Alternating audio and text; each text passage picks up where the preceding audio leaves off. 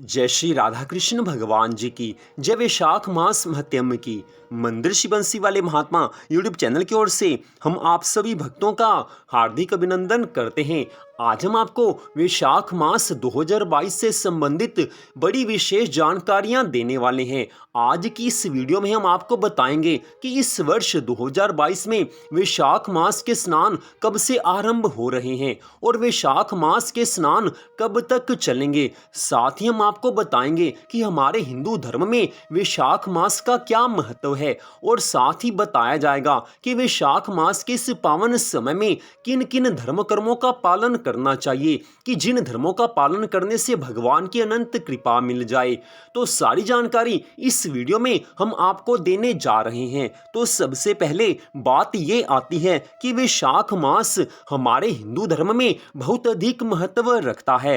वैशाख मास हमारे हिंदू धर्म के कैलेंडर में दूसरा मास होता है, क्योंकि हमारे हिंदू धर्म के कैलेंडर में पहला मास चैत्र मास होता है। चैत्र मास से नए साल की शुरुआत हमारे हिंदू धर्म में होती है और वैशाख मास दूसरा महीना होता है।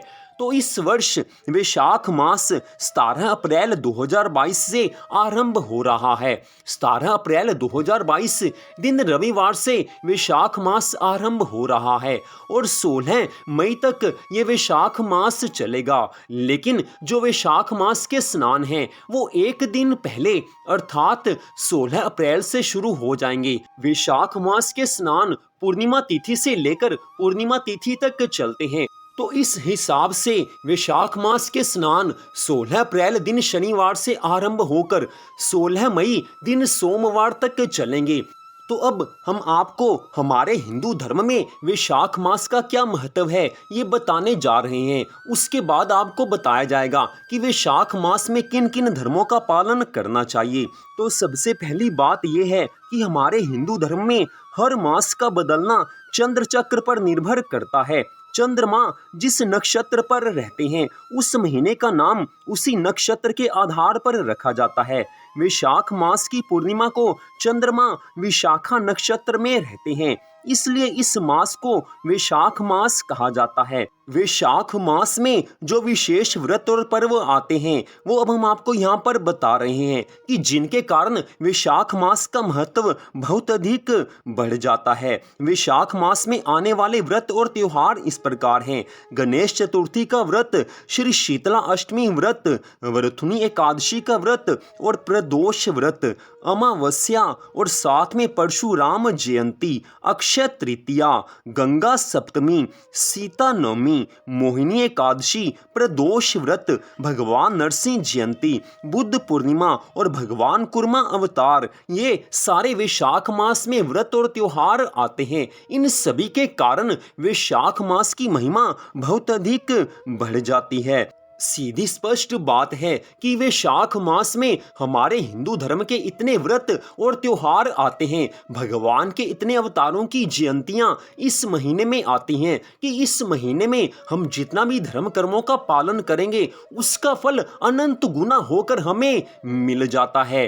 अन्य दिनों में हम धर्म कर्मों का पालन करने के बाद में हमें जिस फल की प्राप्ति होती है वही फल वैशाख मास में धर्म कर्मों का पालन करने मात्र से असंख्य गुना होकर हमें मिल जाता है। इसलिए हमारे हिंदू धर्म ग्रंथों में बताया गया है कि वैशाख मास का पावन समय आने पर विशेष रूप से भगवान की अधिक से अधिक भक्ति करनी चाहिए और वैशाख मास में विशेष रूप से गंगा स्नान का बड़ा ज्यादा महत्व बताया गया है। वैशाख मास में जो मनुष्य गंगा स्नान करते हैं उनको बहुत अधिक पुण्य फल की प्राप्ति होती है।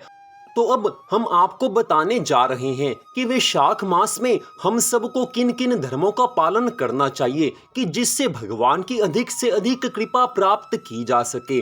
वैसे तो वैशाख मास महत्म की सारी कथाएं हम आपको अपने चैनल पर सुनाएंगे। वैशाख मास महत्म के कुल 30 अध्याय हैं, एक एक अध्याय की कथा आपको सुनाई जाएगी और वैशाख मास महत्म के हर अध्याय में वैशाख मास से संबंधित बड़ी विशेष कथाएं होती हैं, जिनको सुनने मात्र से मनुष्य के सभी दुख दूर हो जाते हैं और भगवान की अनंत कृपा मिलती है, घर में सुख संपत्ति का वास हो जाता है।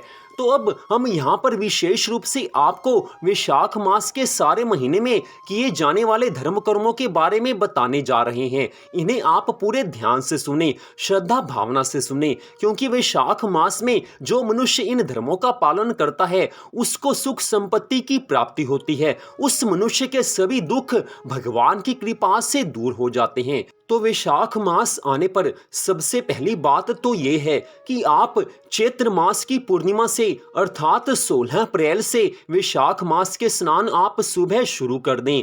सबसे पहले आप सुबह उठकर प्रातःकाल सूर्य उदय होने से पहले घर में स्नान करें। स्नान करते समय ये बात आप ध्यान में रखें कि अगर आपके घर में गंगा जल है तो आप अपने नहाने के जल में थोड़ा सा गंगा जल मिला लीजिए। उस जल से अगर आप स्नान करेंगे तो गंगा स्नान का फल मिल जाता है। लेकिन मान लीजिए कि आपके घर में गंगा जल नहीं है तो आप नहाते समय गंगा जी को, यमुना जी को, प्रयागराज को और श्री हरि विष्णु भगवान जी को, भगवान श्री राधा कृष्ण जी को याद कीजिए। बारंबार हर हर गंगे, जय यमुना मैया, जय श्री राधे कृष्ण जी, जय श्री हरि विष्णु भगवान जी की, जय लक्ष्मी माता की, जय प्रयागराज की, इस तरह से उच्चारण करते हुए आप स्नान करें। अगर आप ऐसे नहाते हैं, स्नान करते हैं तो भी गंगा स्नान का पुण्य फल मिल जाता है। हमारे हिंदू धर्म ग्रंथों में स्पष्ट बताया गया है कि स्नान करते समय अगर गंगा, यमुना आदि पवित्र नदियों को याद किया जाए तो भी गंगा स्नान का पुण्य फल मिल जाता है। इसलिए वैशाख मास में आपने सुबह नहाना है तो इस नियम का पालन आपने जरूर करना है। इतना करने मात्र से सभी जो पाप हमारे पहले के किए होते हैं वो सभी पाप नष्ट हो जाते हैं और हमारे जीवन में सुख संपत्ति, आनंद की प्राप्ति होती है। इसके बाद दूसरी बात आती है कि वैशाख मास में प्रतिदिन वैशाख मास महत्म की कथाओं को आपने सुनना है। वैशाख मास महत्म की कुल 30 अध्याय हैं। एक एक अध्याय आपको सुनाया जाएगा। अगर आप चाहें तो वैशाख मास महत्म की कथाएं अपने घर में आप पढ़ भी सकते हैं। पढ़ने और सुनने का बराबर फल बताया गया है, लेकिन वैशाख मास महत्म की कथाओं को पढ़ना या सुनना जरूर चाहिए। इसके बाद तीसरी बात आती है कि वैशाख मास का पावन समय आने पर प्रतिदिन श्रीमद् भगवत गीता या श्रीमद् भागवत महापुराण का पाठ अवश्य करना चाहिए या सुनना चाहिए। कोशिश तो यही होनी चाहिए कि श्रीमद् भगवत गीता और श्रीमद् भागवत महापुराण दोनों का पाठ किया जा सके या सुना जा सके। लेकिन दोनों का पाठ ना भी हो सके तो श्रीमद् भगवत गीता या श्रीमद् भागवत महापुराण का पाठ, इनमें से किसी का पाठ तो अवश्य करना चाहिए या सुनना चाहिए। इसके बाद बात आती है कि वैशाख मास का पावन समय आने पर विशेष रूप से कोई ना कोई दान पुण्य इत्यादि के काम जरूर करने चाहिए। जितनी आपके पास सामर्थ्य हो उसी के अनुसार अन्न, जल और धन का दान दिया जा सकता है। ऐसी बात नहीं है कि बहुत ज्यादा अन्न, धन या जल का दान करना है, लेकिन इतना अवश्य है कि मनुष्य की जितनी सामर्थ्य हो उसी के अनुसार दान पुण्य के काम किए जाते हैं। उसी के अनुसार दान पुण्य का जो मनुष्य कार्य करता है उसको भगवान की कृपा मिलती है। हमारे पास जो कुछ हो उसी में से हम दान पुण्य करें, पूरी श्रद्धा भावना से करें तो भगवान प्रसन्न होते हैं। दान के कार्यों में विशेष रूप से श्रद्धा भावना की विशेषता रहती है। दान कितना दिया जा रहा है इस बात का इतना महत्व नहीं होता, लेकिन श्रद्धा भावना का महत्व बहुत अधिक होता है। इसलिए अपने सामर्थ्य के अनुसार श्रद्धा भावना से दान पुण्य के कार्य करने चाहिए। और विशेष रूप से पूर्णिमा तिथि को और अमावस्या तिथि को तथा जो विशेष और व्रत या त्योहार आते हैं, वैशाख मास के उन व्रतों और त्योहारों के दिन कुछ न कुछ दान पुण्य अवश्य करना चाहिए। इसके बाद बात आती है कि वैशाख मास में प्रतिदिन भगवान के मंगलमय नामों का अधिक से अधिक जाप और संकीर्तन करना चाहिए। चाहे आप मन में भगवान के नामों का जाप करें, चाहे मुंह से बोलकर करें, चाहे आप लिखकर भगवान के नाम का जाप करें, किसी भी तरह से भगवान की अधिक से अधिक याद आनी चाहिए। और विशेष रूप से सुबह और शाम दोनों समय भगवान जी की पूजा आराधना करनी चाहिए। और कोशिश ये करनी चाहिए कि पूरे वैशाख मास में रात्रि में भगवान के नाम का संकीर्तन किया जा सके। घर में आप रात्रि में भगवान के निमित्त जागरण कर सकते हैं। मध्य रात्रि अर्थात रात्रि 12 बजे तक भगवान के नामों का जाप और संकीर्तन अगर किया जाता है तो भगवान की कृपा से मनुष्य को जीवन में हर तरह के सुख प्राप्त होते हैं, सभी तरह की संपत्तियां प्राप्त होती हैं, सभी मनोकामनाएं पूरी होती हैं। इसके बाद बात आती है कि वैशाख मास के पूरे समय में, इस पूरे महीने में किसी का भी दिल नहीं दुखाना चाहिए, कोई भी पाप कर्म नहीं करना चाहिए। वैशाख मास में पुण्य कर्मों का फल अधिक हो जाता है, लेकिन वैशाख मास में अगर जो पाप कर्म किए जाते हैं उसका बुरा फल भी ज्यादा होकर मिलता है। इसलिए वैशाख मास में विशेष रूप से धर्म कर्मों का पालन करना चाहिए, पाप कर्मों से बचना चाहिए।